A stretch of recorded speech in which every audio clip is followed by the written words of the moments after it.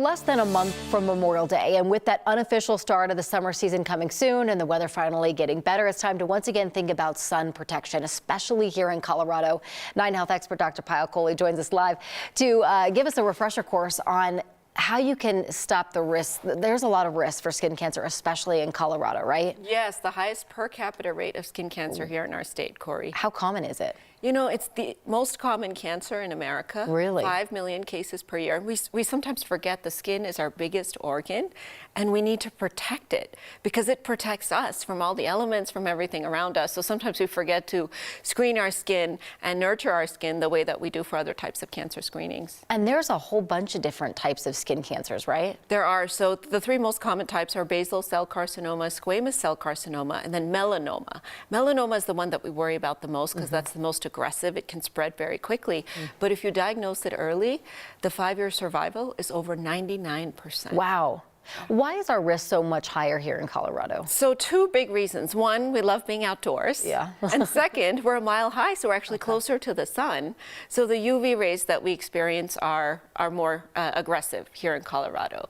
And that's the reason we have to be extra careful, because not only are we spending more time outdoors, we're also getting more exposure for that time that we do spend outdoors. So they've actually looked at studies comparing skin cancer rates between Florida, which is a sunny state, to a place like Colorado, and you know, we beat everybody in the country hollow. Wow. Yeah. So should we only be looking at places that are sun exposed, or should we be looking all over our body? You know, that's a great question. So sun exposed areas, our face, our ears, our lips, those are obviously the highest risk for skin cancer, but sometimes we forget to look in other parts of our bodies, like our palms and our soles, underneath our fingernails, in our armpits, even around the genital region. All of those are areas where we could get skin cancer. So you really need to, when you're getting a skin check, make sure you're looking in all the folds or having your partner look in those areas to check everything out. When do you know that, like, you should go see someone?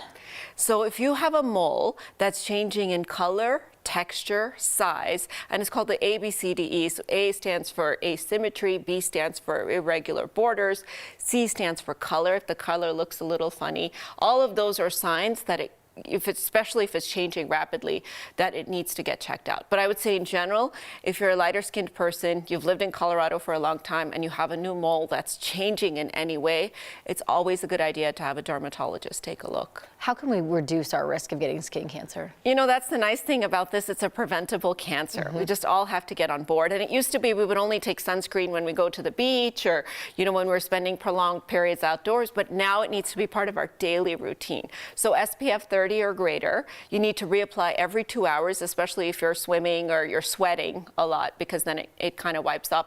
I like to pick a makeup with the SPF in it so that at least the face is nicely protected. You want to try to avoid being outdoors between 10 a.m. and 4 p.m. when the UV rays are the brightest. And then you want to make sure that you also use protective clothing, a wide-brimmed hat, long sleeves that fit tightly to the skin, those types of things to protect yourself. Because, you know, once you get that cancer, you can never really take it away. And it's really, really important, I think, to practice protection even in our kids. Skin cancer runs in my family, and I just think back and I think how times have changed, right? We used to lay out with baby oil on us, right? Like, my family had a tanning bed in our garage. Oh my gosh. These are all things that you learn over time that are no-nos, and that's why you really have to protect yourself.